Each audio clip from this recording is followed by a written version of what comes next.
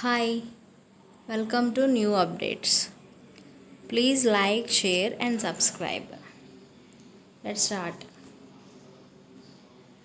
మధ్యప్రదేశ్ ముఖ్యమంత్రి ఎవరు? Options: A Kamalnath, B Jyotiraditya Scindia, C Shivraj Singh Chouhan, D Digvijaya Singh. The answer is option C Shivraj Singh Chouhan. So Madhya Pradesh state government CM ఎవరంటే శివరాజ్ సింగ్ చౌహాన్ అనమాట. So ఈ రీసెంట్గా ఏం చేశారంటే వీళ్ళు Madhya Pradesh state government is to launch everybody will get employment scheme. So everybody will get employment scheme అనే ఒక స్కీమ్ని వీళ్ళు లాంచ్ చేశారనమాట. So the scheme will be inaugurated by the Madhya Pradesh CM Shivraj Singh Chouhan. The scheme aims to provide employment to migrant laborers and those laborers who have gone out of the state in search of employment. Okay, so ఎవరైతే వలస కార్మికులు ఉన్నారో వాళ్ళకి ఉద్యోగాలు కల్పించడమే ఈ scheme యొక్క లక్ష్యం అనమాట. Everybody will get employment scheme అనే స్కీమ్ కింద మధ్యప్రదేశ్ గవర్నమెంట్ వాళ్ళకి కార్మికులకి వాళ్ళ విలేజెస్లోనే ఉద్యోగాలు ఇప్పించడం జరుగుతుంది. నెక్స్ట్, విదేశీ వాణిజ్యాన్ని కుదించడానికి ఆర్బీఐ మే 22న ఎగ్జిమ్ బ్యాంకు లైన్ క్రెడిట్ ఎల్ఓసిని ప్రకటించింది. ఎంత ఎల్ఓసిని ప్రకటించింది? ఓకే, సో విదేశీ వాణిజ్యాన్ని కుదించడానికి ఆర్బీఐ మే 22న ఎగ్జిమ్ బ్యాంకు ఎగ్జిమ్ అంటే ఎక్స్పోర్ట్ అండ్ ఇంపోర్ట్స్ బ్యాంక్ అనమాట, దానికి లైన్ ఆఫ్ క్రెడిట్ని ఇచ్చింది. సో ఎంత ఇచ్చిందంటే ఆప్షన్స్: ఏ 5,000 కోట్లు, బి 10,000 కోట్లు, సి 15,000 కోట్లు, అలాగే డి 20,000 కోట్లు. So option C, answer is option C 15,000 కోట్లు. So Reserve Bank of India May 22న ఎగ్జిమ్ బ్యాంక్ ఎగుమతి దిగుమతి bank of India Exim bank 15,000 కోట్ల రుణాన్ని ఇచ్చిందనమాట. సో క్రెడిట్ చేసింది. The move by RBI to help the sagging foreign trade. Exim bank has failed to raise the resources due to COVID-19 pandemic. Okay, next, NTPC తన పోర్ట్ఫోలియోలో స్థాపించిన పునరుత్పాదక విద్యుత్ ప్రాజెక్టులో డాష్ మరియు నిర్మాణంలో ఉన్న 2,300 మెగావాట్ల RE renewable energy sources RE అంటే ప్రాజెక్టును కలిగి ఉంది. సో ఎన్టీపీసీ అనేది ప్రొడ్యూస్ చేస్తున్న పవర్ రేటింగ్ ఎంత అనేది అడుగుతున్నారు. ఈ బిట్లో ఎంత అంటే ఆప్షన్స్ వచ్చేసి: ఏ 600 మెగావాట్లు, బి 850 మెగావాట్లు, సి 920, డి 1,200 మెగావాట్లు. సో ఆన్సర్ ఈజ్ సి 920 మెగావాట్లు. సో ఎన్టీపీసీ లిమిటెడ్ విద్యుత్ మంత్రిత్వ శాఖ ఆధ్వర్యంలో oil and natural gas corporation limited కలిసి, అంటే ఈ రెండు ఎన్టీపీసీ అండ్ ఓఎన్జీసీ రెండు కలిసి ఒక అవగాహన ఒప్పందాన్ని కుదుర్చుకున్నాయి అనమాట. ఎందుకంటే పునరుత్పాదక ఇంధన వ్యాపారం అంటే రెన్యూబుల్ ఎనర్జీ సోర్సెస్ కోసం ఒక జాయింట్ వెంచర్ని వీళ్ళు స్టార్ట్ చేస్తున్నారనమాట. ఓకే, రెన్యూబుల్ ఎనర్జీ సోర్సెస్ని డెవలప్ చేయడానికి. So as per the MoU, NTPC and ONGC will explore the setting up of offshore wind and other renewable energy sources projects in the India overseas. So ప్రస్తుతం NTPC తన పోర్ట్ఫోలియోలో 920 మెగావాట్ల renewable energy సోర్సెస్ని, అలాగే నిర్మాణంలో ఉన్న 2,300 మెగావాట్ల renewable energy sources ప్రాజెక్ట్స్ని కలిగి ఉందంట ఎన్టీపీసీ. ఓకే, ఆన్సర్ వచ్చేసి ఆప్షన్ సి 920 మెగావాట్లు. Next, when was the international day for biological diversity IDB first initiated? Options: A 1987, B 1993, C 1998, D 2002. So answer is B, that is 1993. So international biodiversity day అనేది ఎప్పుడు start చేశారు? 1993. So international biodiversity day మొదటిసారి United Nations General Assembly యొక్క 2వ committee 1993 December 29న ప్రారంభించిందంట. జీవ వైవిధ్య సమావేశం అమల్లోకి వచ్చింది. సో ఈ బయోలాజికల్ డైవర్సిటీ జీవ వైవిధ్యం అంటారు తెలుగులో. సో ఈ కన్వెన్షన్ని అంగీకరించిన స్వీకరించడం కోసం కాన్ఫరెన్స్ యొక్క నైరోబీ తుది చట్టం ద్వారా అంటే 1992 మే 22న కన్వెన్షన్ యొక్క వచనాన్ని స్వీకరించిన జ్ఞాపకార్థం UNGA United Nations General Assembly మెయిన్ ఐడిబిగా స్వీకరించింది. International day for biological Diversity is observed on May 22. So the theme ఏంటంటే our solutions are in nature. So the theme emphasizes hope, solidarity and importance of working together at all levels to build the future. Okay, next అంతర్జాతీయ tea దినోత్సవం సందర్భంగా UNGA ఎప్పుడు ప్రకటించింది? So అంతర్జాతీయ tea దినోత్సవాన్ని ఎప్పుడు ప్రకటించింది? Option D answer is option D 2019. So international tea day is observed on 21st May every year. The day provides an opportunity to celebrate the cultural heritage, health benefits and economic importance of tea. So టీకి సంబంధించిన అన్ని programs చేస్తారు. The day is celebrated by the United Nations Food and Agriculture Organization అనమాట.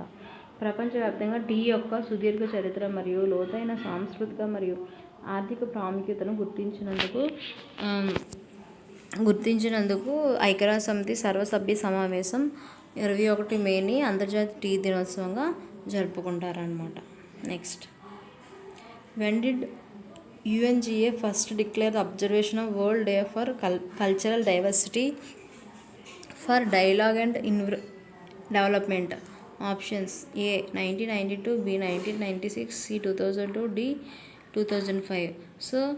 So answer is 2002, that is option C. So United Nation General Assembly అనేది World Day for Cultural Diversity for Dialogue and Development డేని 2002లో వాళ్ళు start చేశారనమాట. So World Day for Cultural Diversity Dialogue and Development day అనేది ఎప్పుడు start చేశారు, ఏ రోజు జరుపుకుంటారు? 21st May.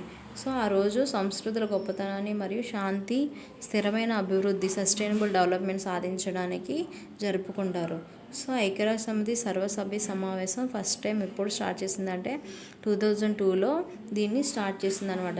ఏ డేని? Cultural diversity and dialogue development డేని అనమాట. ఓకే, నెక్స్ట్, ఒడిస్సాలోని కోనార్క్ సన్ టెంపుల్ మరియు కోనార్క్ పట్టయం యొక్క 100% సౌరీకరణ కోసం భారత ప్రభుత్వం ఒక పథకాన్ని ప్రారంభించినట్లు సో ఇంధన మంత్రిత్వ శాఖ ప్రకటించిందంట. సో ఒడిస్సాలోని మనకి కోనార్క్ దేవాలయం ఉంటుంది కదా, దాన్ని సోలార్ పవర్తో దాన్ని పెడతారంట. అంటే సోలార్ పవర్ని అక్కడ ఇంక్రీజ్ చేస్తారు.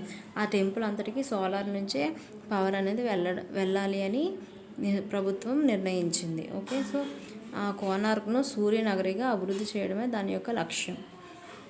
Okay, next, the department of defence production, ministry of defence in order to further encouragement procurement from local suppliers to Boost make in India. So మనకి డిఫెన్స్ మినిస్ట్రీ ఉంది కదా, సో అదేంటంటే డిఫెన్స్కి సంబంధించిన అన్ని నిర్మాణాలు అంటే ఏవైతే ఇప్పుడు కావాల్సిన ఎక్విప్మెంట్ ఉంటుంది కదా, వాళ్ళు మ్యానుఫ్యాక్చర్ చేయారంటే సో ఆ ఎక్విప్మెంట్ అందరినీ ఇండియాలోనే కొనాలి సప్లయర్స్ ధరని గవర్నమెంట్ నిర్ణయించింది అనమాట. అంటే మేక్ ఇన్ ఇండియాలో భాగంగా ఇండియాలోనే అన్నీ తయారు చేయాలి.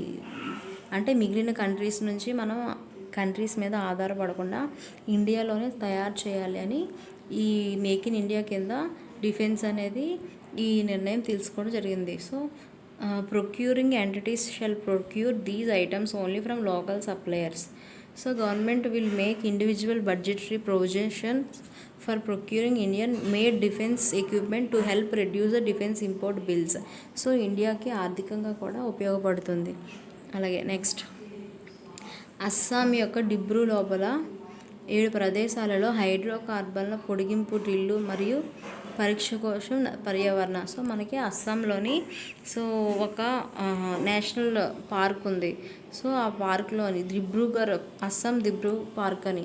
సో అందులో ఏంటంటే ఆయిల్ రిజర్వ్స్ కోసం ఆయిల్ రిజర్వ్స్ ఉన్నాయన్నమాట. దాన్ని డ్రిల్లింగ్ చేయడానికి గవర్నమెంట్ ఆఫ్ ఇండియా ఏమిచ్చింది, పర్మిషన్ ఇచ్చిందనమాట. సో వాళ్ళు ఆ నేషనల్ పార్క్కి వెళ్ళి ఆయిల్ రిజర్వ్స్ కోసం వాళ్ళు డ్రిల్లింగ్ చేసుకోవచ్చు అని ఇండియా అటవీ మరియు వాతావరణ మంత్రిత్వ శాఖ అనుమతి ఇచ్చిందంట. సో వాళ్ళు ఆయిల్ని డ్రిల్ చేసుకోవచ్చని. ఓకే, సో క్లియరెన్స్ అనేవి ఇవ్వడం జరిగింది అస్సాంకి. Next, United Nations Children Fund UNICEF partnered with Bharti Airtel's Africa arm to support the school children in the corona virus affected areas and provide them access to remote learning and financial assistance to their families through mobile cash transfer. So UNICEF ఉంది కదా, అది భారతీయ Airtel Africa ఆమ్తో చేతులు కలిపింది. So ఎందుకంటే ఎవరైతే corona వైరస్తో బాధపడుతున్నారో, so ఎవరైతే effect అయ్యారో వారికి ఆర్థికంగా హెల్ప్ చేయడానికి అనమాట ఆఫ్రికాలోని. ఓకే, సో ఎయిర్టెల్ అనేది అక్కడ ఉన్న పిల్లలకి ఎడ్యుకేషన్ అనేది ఇస్తుంది ఫ్రీగా. ఓకే, డిజిటల్ మోడ్లో ఎడ్యుకేషన్ ఇచ్చి వాళ్ళని ఎనేబుల్ చేస్తుంది ఫ్రీ ఆఫ్ కాస్ట్లో. So the plan provides outline of global actions of private and public sector partners to provide health care, safety, education to the childrens including the kids with disabilities or girls who are risk of violence. So ప్రతి ఒక్కరికి ఇవ్వడం జరుగుతుంది. Next, in the tribal dominated Jhabua district of Madhya Pradesh, the Women Rural Livelihood Mission started Didi vehicle service. So మనకి మధ్యప్రదేశ్లో Didi vehicle అని ఒక కొత్త scheme start చేశారు.